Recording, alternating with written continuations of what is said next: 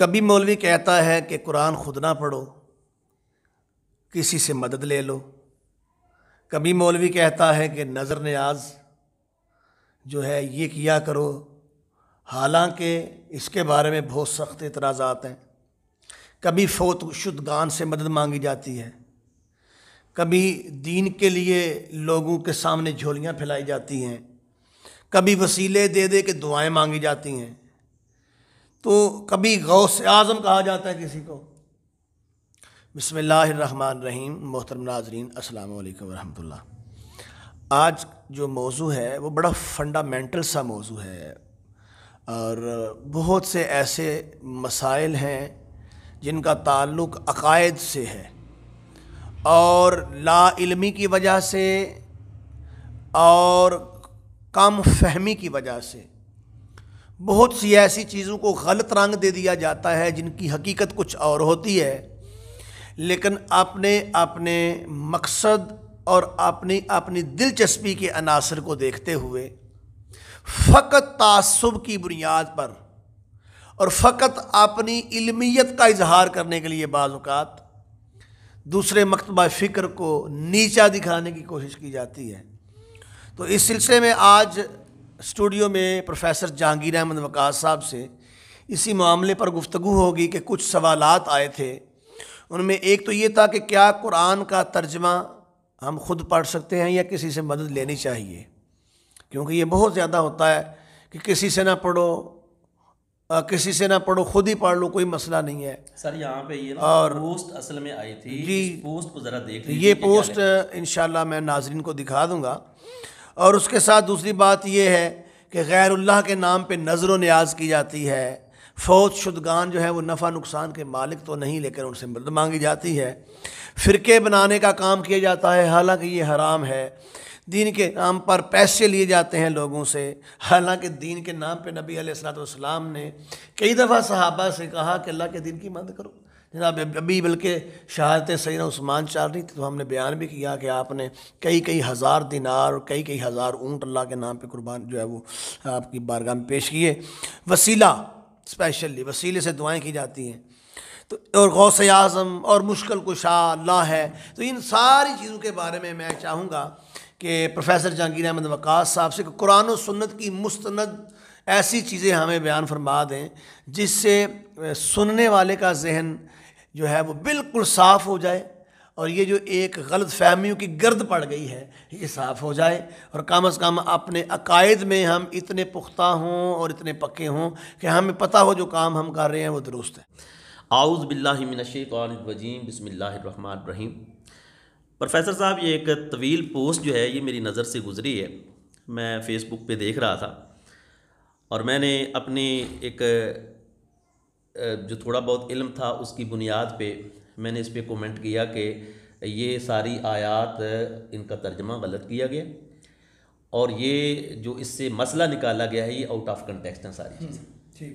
لیکن جن صاحب نے یہ پوسٹ چڑھائی تھی ان کی پوچھل پہ تھوڑا سا پاؤں آ گیا، اور وہ علم ان کی انگڑائی لی، اور انہوں نے فوری طور پہ میرے پہ بھی فتوے لگا دیے کچھ نہ کچھ جیسا وہ کر سکتے تھے۔ میں نے کہا خیر ہے، کوئی بات نہیں ہے۔ تو کہتے ہیں کہ آپ نے بس ایسے بات کر دی، اس کی کوئی دلیل بھی تو ہونی چاہیے۔ اب دیکھیں، سب سے پہلی بات جو کہی گئی ہے وہ یہ کہا گیا کہ مولوی کہتے ہیں کہ قرآن دوسروں کے پاس پڑھو، حالانکہ قرآن دوسروں کے پاس پڑھنے کی ضرورت نہیں ہے، قرآن خود پڑھنا چاہیے۔ وہ کہتا ہے کہ قرآن خود پڑھنے سے مولوی کیوں روکتا ہے، یعنی اس میں کوئی مولوی کا فائدہ ہے کہ قرآن اگر کوئی خود پڑھ لے گا سمجھ کے تو مولوی کا کوئی نقصان ہو جائے گا؟ بھائی فائدہ ہے، مولوی تو اسی بات کی پریچنگ کرتا ہے۔ بات یہ ہے کہ جب آپ قرآن جیسی عظیم کتاب سے خود مسئلے نکالنا شروع کر دیں گے نا، استنباط کرنا شروع کر دیں گے اور اخذ مسائل کریں گے، تو اس سے مسائل بنیں گے اور زیادہ خرابی پیدا ہوگی۔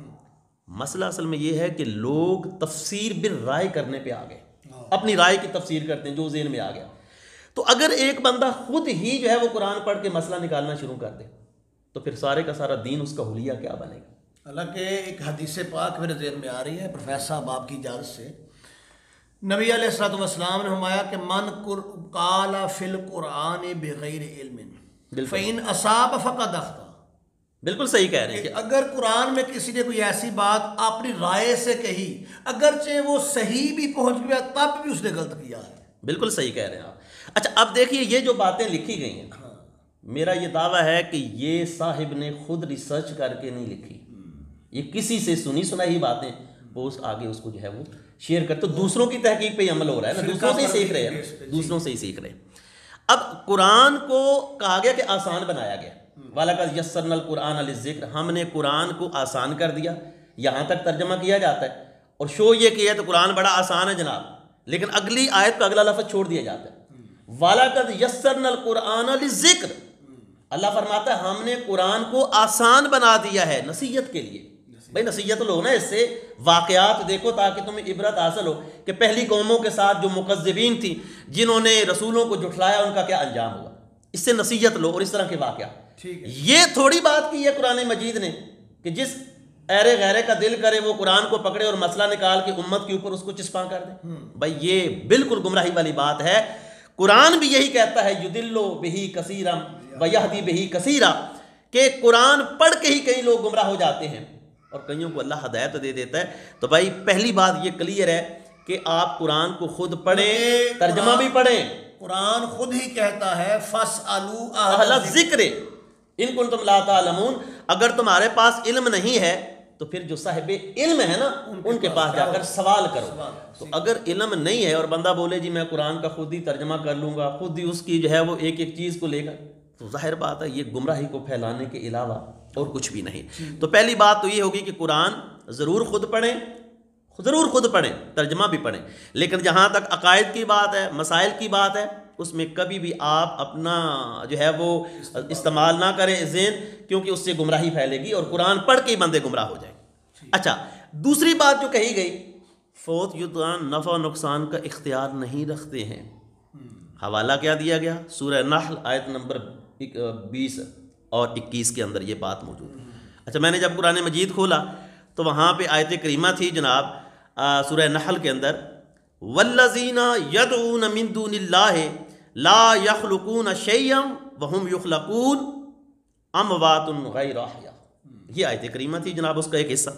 ترجمہ اس کا کیا ہے؟ اب ترجمہ میں اپنے پاس سے نہیں کر سکتا، کسی کو کوئی اختیار نہیں کہ وہ تفسیر بالرائے کرے. جتنے بھی مفسرین قدیم اور مستند گزرے ہیں سبھی نے یہاں پر یدعون من دون اللہ اس کا ترجمہ کیا ہے کہ جو اللہ کے سوا اوروں کی عبادت کرتے ہیں، جو اللہ کے سوا اوروں کی عبادت کرتے ہیں وہ نفع نقصان کے مالک نہیں. ظاہر بات ہے بت ہے اس سے مراد. اس کے اندر تفاسیر اگر ہم دیکھیں تو علامہ محمود آلوسی، اسی طرح امام ابن جریر طبری، اسی طرح امام رازی، اسی طرح امام جوزی حنبلی، اسی طرح امام قرطبی اور امام ابن کثیر، امام شوکانی، یہ بڑے مستند نام ہیں. ساروں نے اس آیت کے تفسیر کے اندر یہ بات لکھی ہے کہ اس سے مراد بت ہیں، اس سے مراد. اب آپ دیکھیے اتنے بڑے مفسر وہ کہہ رہے ہیں کہ یہ بت ہے، اور ایک بندہ جس کو عربی گرامر کا بھی نہیں پتا وہ کہہ رہا ہے اس سے مراد اللہ کے ولی ہیں، اس سے مراد نیک لوگ ہیں، اس سے مراد انبیاء ہیں. سو وہ مرے ہوئے ہیں، وہ زندہ نہیں ہیں، وہ کچھ نفع نقصان نہیں دے سکتے، وہ بت بن گئے، وہ بت. اب آپ اندازہ لگائیے ان عظیم مفسرین جنہوں نے تحقیق کر کے اپنی اپنی تفاسیر کے اندر اس پہ باقاعدہ بحث کی ہے، یعنی ان کو ہم چھوڑ دیں نعوذ باللہ، ان کو ردی کی ٹوکری میں کوئی پھینکنے والی وہ چیز ہے اتنی قیمتی چیز، اور ان کی ردی والی چیزوں کو ہم سینے سے لگائیں. اچھا یہ جو لوگ ایسا کرتے ہیں کہ وہ آیات جو ایک خاص کانٹیکسٹ میں مشرکین کے لیے یا بتوں کے لیے ہیں، ان کی کوئی ہے؟ میں آپ کو پڑھ کے سنا دیتا ہوں، میں آپ کو پڑھ کے سنا دیتا ہوں جناب. یہ حضرت عبداللہ بن عمر رضی اللہ تعالی عنہ کا فرمان ہے، اور یہ فرمان بھی صحیح بخاری کے اندر موجود ہے. اب آپ دیکھیے صحیح بخاری کی بات کی جاتی ہے. حضرت عبداللہ بن عمر نے کہا کہ وہ آیتیں جو کافروں مشرکوں کے بارے میں نازل ہوتی تھیں، یہ خوارج لوگ ان آیتوں کو مومنوں کے اوپر چسپاں کرتے تھے. فرمایا اس وجہ سے یہ اللہ کی مخلوق میں سے بدترین لوگ ہیں، شرار خلق اللہ. یعنی کہ یہاں پر باقاعدہ طور پہ حضرت عبداللہ بن عمر رضی اللہ تعالیٰ عنہ کا میں یہ قول پڑھ کے سنا دیتا ہوں جو صحیح بخاری کے اندر موجود ہے. وَقَانَ ابن عمر یراہم شرار خلق اللہ وقال انہم انطلقوا الی آیات نازلت فی الکفار فجعلوها علی المؤمنین. یہ جناب کتاب استطابت المرتدین والمعاندین وقتالہم کے اندر، یہ بخاری شریف کے اندر جو باب ہے، وہاں حضرت سیدنا عبداللہ ابن عمر کا یہ قول ہے. کیا مطلب ہے اس کا؟ کہ عبداللہ بن عمر ان لوگوں کو اللہ کی مخلوق میں سب سے بدترین سمجھتے تھے. وجہ کیا تھی؟ وجہ یہ تھی کہ انہم انطلقوا الی آیات، یہ ان آیات کو جو کہ نازلت فی الکفار، کافروں کے حق میں نازل ہوئی تھیں، فجعلوها علی المؤمنین، انہوں نے ان کافروں والی آیتوں کو مومنوں کے اوپر چسپاں کر دیا. اب ذرا آپ دیکھیے یہ تفسیر جو میں نے آپ کے سامنے اتنے مستند مفسرین کی رکھی ہے، ان ساروں نے کہا کہ اس آیت کے اندر من دون اللہ سے مراد بت ہیں مشرکین کی. چلے اس سے مراد تو بت ہو گئے جی. اب حدیث طیبہ کے اندر حضور کے عمل میں یا صحابہ کے عمل میں کوئی ایک ایسا عمل بھی تو بتائیں کہ جب کبھی انہوں نے نبی علیہ الصلوۃ والسلام سے یا کسی اور سے ان کی زندگی کے بعد جب وہ دنیا سے پردہ فرما گئے کبھی یہ کام کیا ہو، کچھ مانگا ہو. بھائی ایسی ایک دلیل پروفیسر، ایک دلیل، ایک کلیکشن ہے، ایک پورا ذخیرہ دلائل. میں ایک حدیث پاک آپ کو پڑھ کے سنا دیتا ہوں. یہ حدیث پاک جو ہے اس کو الموجم الصغیر، الموجم الکبیر، اس کے اندر یہ صحیح سند کے ساتھ روایت موجود ہے. اور اس حدیث کو جو میں پڑھنے لگا ہوں، اس حدیث کو جن عظیم ہستیوں نے صحیح قرار دیا ہے اس میں سب سے پہلے نام امام ابن تیمیہ کا لوں گا. امام ابن تیمیہ جی، ان کا فتاوی ابن تیمیہ آپ دیکھیے، اس کے اندر انہوں نے اس حدیث کو صحیح قرار دیا ہے. اسی طرح حافظ منذری بڑے عظیم جو ہے وہ محدث ہیں، اور الحیثمی، انہوں نے بھی اس حدیث کو صحیح قرار دیا ہے. اور الترغیب والترہیب کے اندر یہ سارا، اور مجموع الزوائد کے اندر یہ مضمون موجود ہے. حدیث کیا ہے سنیے ذرا، دونوں باتیں کلیئر ہو جائیں گی ایک حدیث کے اندر. حدیث یہ ہے کہ ایک صحابی تھے حضرت عثمان بن حنیف یا حنیف رضی اللہ تعالیٰ عنہ. یہ نبی علیہ السلام کے دربار میں بیٹھے تھے. ایک نابینا شخص آیا. اب نابینا، یہ سارے اگلے سوال کا بھی جواب ہو جائے گا کہ مشکل کشا یا مددگار یا غوث. اب ایک نابینا آیا حضور کی بارگاہ میں اپنی آنکھوں کا مسئلہ حل کروانے کے لیے. تو کیا سمجھ کے آیا کہ یہ میری نابینا ہونا مشکل ہے کوئی نہیں، اس سے بڑی اور مشکل کیا ہوتی؟ تو اس مشکل کو دور کر دینا کسی کے وسیلے سے، وہ مشکل دور ہو جائے، تو وہ بندہ مشکل کشا بنا یا نہ بنا، یعنی وہ مشکل تو اس نے حل کر دی نا. یہ مجازی معنی، مجازی اللہ کی دی ہوئی طاقت سے، اللہ کی اختیار سے. ہم یہاں پہ ایک بات کو کلیئر کر دیں کہ اللہ کریم حقیقی مشکل کشا ہے، اللہ کریم حقیقی داتا ہے، اللہ کریم حقیقی علم رکھنے والا ہے، اور جس کے پاس اس کے علاوہ جو کچھ ہے وہ مجازی وہ ہے، اللہ کی عطا ہے، اللہ کی عطا کرتا ہے. اب وہ نابینا شخص جب حضور کی بارگاہ میں گئے تو جا کر کہا کہ اللہ کے حبیب میرے لیے دعا کریں، دعا کریں. اب یہ مسئلہ وہ سمجھتے تھے کہ حضور کی دعا سے حل ہو جائے گا، اور یہ دعا میرے لیے میری مشکل کشائی کرے گی. تبھی جا کر سوال کی. حضور علیہ السلام نے منع نہیں کیا کہ اللہ کے بندے مسجد ہے، جاؤ مصلی اٹھاؤ، وضو کرو، نفل پڑھو اور اللہ سے دعا مانگو. وہ تو جیسے یہ کہہ رہے ہیں کہ اللہ قریب ہے، بالکل اللہ قریب ہے شاہ رگ سے. تو کیا یہ حضور نہیں بتا سکتے تھے کہ اللہ شاہ رگ سے قریب ہے؟ نحن اقرب الیہ من حبل الورید، جن پر آیت نازل ہوئی تھی انہیں اس کا مطلب نہیں پتا تھا، وہ بتا سکتے تھے نا جاؤ مسجد میں اور جا کر اللہ سے مانگو، مشکل حل ہو جائے گی. لیکن حضور علیہ السلام نے فرمایا اگر تو چاہے تو میں دعا کر دوں، اور اگر تو صبر کرے تو یہ تیرے لیے بہتر ہے. صبر کر لے، اسی کے اوپر آزمائش ہے، اس پہ بڑا اجر ملے گا. انہوں نے کہا یا رسول اللہ میرے لیے دعا کریں، بڑی مشکل. اب حضور نبی رحمت صلی اللہ علیہ وسلم کا دیا ہوا نسخہ آپ نے جو اپنی زبان رسالت سے بیان فرمایا وہ ذرا سنیے. حضور علیہ السلام نے فرمایا جاؤ مسجد میں وضو کرو، 2 رکعت پڑھو، اور اس کے بعد ان الفاظ کے ساتھ اللہ کی بارگاہ میں دعا مانگو. دعا الفاظ اللہم انی اسألک واتوجہ الیک بنبیک محمد النبی الرحمت انی توجہت بک الی ربی فی حاجتی ہذہ لتقضی لی اللہم فشفہ فیہا. یہ نبی علیہ الصلوۃ والسلام نے دعا سکھلائی اپنے صحابی کو، اور وہ مسجد میں گئے، جا کر وضو کیا، دعا مانگی انہی الفاظ کے ساتھ. ترجمہ جس کا یہ ہے کہ میرے اللہ میں تیری بارگاہ میں سوال کرتا ہوں، اور تیرے نبی محمد صلی اللہ علیہ وسلم جو رحمت والے نبی ہیں ان کے وسیلے سے تیری بارگاہ میں توجہ کرتا ہوں، تیری طرف متوجہ ہوتا ہوں، سوال کرتا ہوں، اللہ میری یہ حاجت رسول اللہ کے وسیلے سے پوری کر دے اور اس کو میری دعا کو قبول کر۔ حضرت عثمان بن حنیف فرماتے ہیں کہ وہ صحابی دعا مانگ کر چل کر ہمارے پاس آئے، اتنا وقت بھی نہیں گزرا تھا، ہم نے دیکھا جب گیا تھا آنکھوں سے نابینا تھا، جب مصطفیٰ کی سکھلائی ہوئی یہ دعا مانگ کر پلٹ کے واپس آیا تو آنکھیں بینا ہو چکی تھی، آنکھوں کے اندر روشنی آ چکی تھی، یعنی وہ بینائی حضور کے توسل سے۔ یہ تو ہوگی زندگی کی بات، نہیں یہ تو ہو گیا ایک تو مشکل کشا ہونا بھی اور ایک زندگی میں وسیلہ۔ اب ذرا اس کو تعصب سے ہٹ کے ذرا اس پہ لوگ کریں گے کہ میں معذرت کے ساتھ گزارش کروں گا، ایک وہ بھی روایت ہے کہ مدینہ طیبہ میں بارشیں ہونا بند ہو گئیں، قحط پڑ گیا، بالکل وہ بھی روایت وہ حضور کے وصال کے بعد، حضور کے وصال کے بعد ہے، اور اس حضرت عمر رضی اللہ تعالیٰ عنہ کا زمانہ تھا اور قحط سالی تھی، تو ان میں سے ایک آدمی جو ہے وہ حضور کے روضے پر گئے، اب نام نہیں میرے ذہن میں آ رہا، تو انہوں نے جا کر عرض کی کہ آقا آپ کی امت بڑی پریشان ہے تو رحمت فرمائیے۔ تو حضور علیہ السلام پھر حضرت عمر کے زمانے کا جو آدمی تھا وہاں پر مال جو کنٹرول کرتا تھا، کیا کہتے ہیں اس کو، وزیر خزانہ، وزیر خزانہ، بالکل وزیر خزانہ، اس کو خواب میں آئے اور آپ نے آ کر اسے کہا کہ عمر کو میرا سلام کہنا، انہوں نے کہنا پریشان نہ ہو، انشاءاللہ بارش آئے گی اور ذرا سوچ سمجھ کے کام لینا، ذرا سوچ سمجھ کے کام لینا۔ تو پھر اس کے بعد بارش ہوئی تھی اور جل تھل ہو گئی ہر طرف۔ لیکن اس کے بعد اگر ہم وفات وصال کے بعد کی بات کریں تو یہ بھی صحیح روایت ہے، اور یہ روایت جو ہے اس کو بھی المعجم الصغیر اور المعجم الکبیر کے اندر یہ روایت جو ہے وہ موجود ہے، جو ابھی میں پڑھنے لگا ہوں۔ اس کو عثمان بن حنیف والی روایت کے ساتھ جوڑیے۔ ایک روایت تو وہ ہوگی کہ حضور علیہ السلام ابھی حیات ہے، اب یہ بات ہو رہی ہے حضرت عثمان غنی رضی اللہ تعالیٰ کے دور کی، یعنی حضرت عمر فاروق کا طویل زمانہ خلافت وہ بھی گزر گیا، حضرت عثمان غنی کا دور ہے، یعنی تقریباً آپ کہہ سکتے ہیں کہ 12.5 سال گزر چکے ہیں۔ جی اس سے زیادہ آپ کر لیں اس کو۔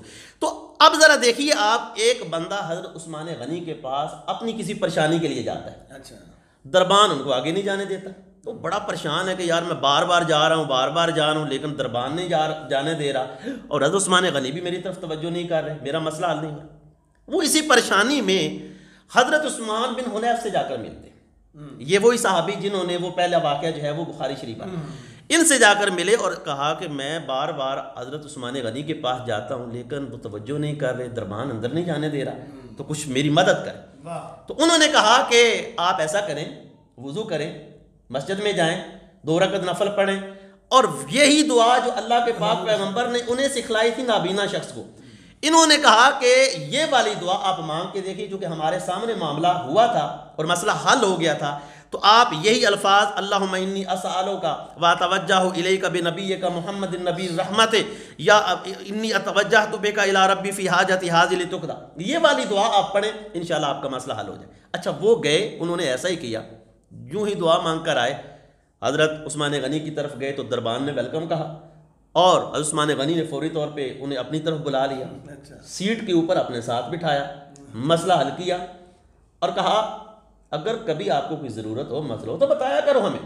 اچھا یہ بندہ باہر نکل کر حضرت عثمان بن حنیف کے پاس گیا اور کہا آپ کی بڑی مہربانی، آپ نے حضرت عثمان غنی کی سامنے میری سفارش کی ہے تو آج میرا مسئلہ حل ہو گیا۔ حضرت عثمان بن حنیف نے کہا میں نے سفارش کوئی نہیں کی، میں نے تو یہی سفارش کی ہے جو دعا نبی علیہ السلام نے سکھلائی تھی، میں نے وہ دعا صرف بتائی ہے۔ تو آپ دیکھیے عثمان غنی کا دور ہے، اس دور میں نبی علیہ السلام کا وسیلہ پیش کرنے سے اس عظیم ہستی کا بھی مشکل جو ہے وہ حل ہو گئی اور پریشانی ہے۔ اس پہ بھائی بہت سارے دلائل ہیں، لیکن ویڈیو ہو جائے گی لمبی، آلموسٹ یہ چیزیں باقی بھی اسی زمرے میں آتی ہیں، غوث اعظم ہونا۔ اب یہ اعظم والی بات میں ذرا بتا دوں، یہ بڑا پرابلم ہوتا ہے، غوث اعظم، بھائی اللہ کی عطا سے اگر کوئی اللہ اعظم بنا دے کسی کو تو پریشانی، صدیق اکبر کہتے ہیں پریشانی نہیں ہوتی، اکبر، اللہ اکبر آپ کہتے ہیں ایک طرف، اللہ سب سے بڑا ہے، اور فاروق اعظم کہتے ہیں، اس وقت کوئی پریشانی نہیں ہوتی، یعنی غوث اعظم کہتے ہوئے پریشانی آ جاتی ہے۔ یہ اللہ کے ساتھ کوئی کمپیریزن نہیں کرتا کوئی بھی مسلمان، یہ دنیا کے اندر کہا جاتا ہے کہ اللہ کی عطا سے اس وقت اولیاء کی صف میں وہ غوث اعظم ہے، حالانکہ اللہ تعالیٰ اپنے بارے میں کہتا ہے ومن اصدق من اللہ حدیثا ومن اصدق من اللہ قیل، اللہ سے بڑھ کے سچا کون ہو سکتا ہے؟ اب اگر اسی بات کو لیا جائے موازنہ کرنا ہو تو اللہ کہتا ہے میرے سے بڑھ کے سچا کوئی نہیں ہے.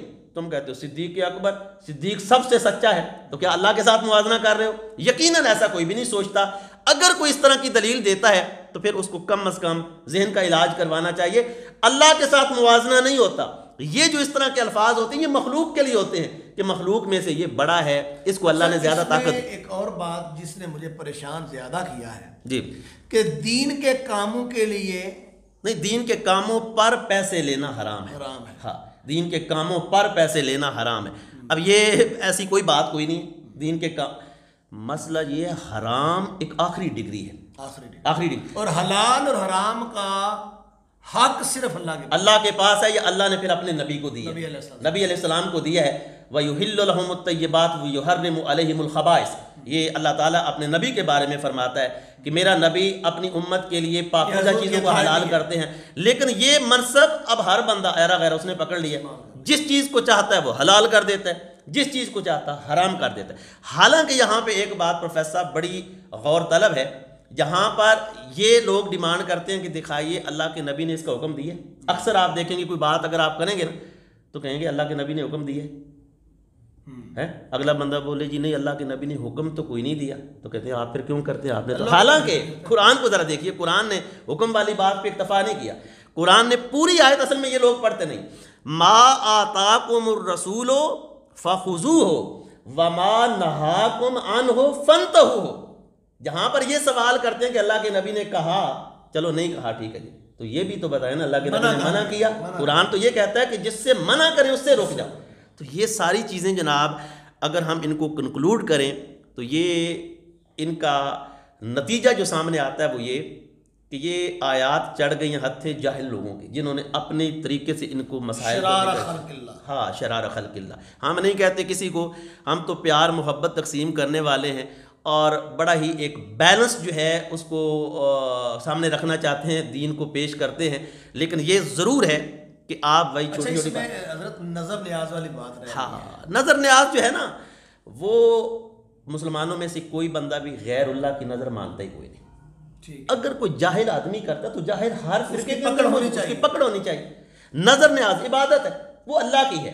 ہاں، اس کا ایک پہلو ہے کہ ایک بندہ اللہ رب العزت کی نظر و نیاز مانے، ٹھیک ہے، عبادت، اور پھر جو وہ بکرا ہے یا کوئی اس طرح کی چیز ہے اس کو اصال ثواب کے لیے. ہمارے ہاں یہ معمول ہے کہ جمعرات والے دن اکثر لوگ اپنے گھروں میں اچھے کھانے کا اہتمام کر کے اس پہ کچھ آیات قرآنی پڑھ کے دعا مانگتے ہیں، قرآن پاک پڑھتے ہیں، دعا مانگتے ہیں.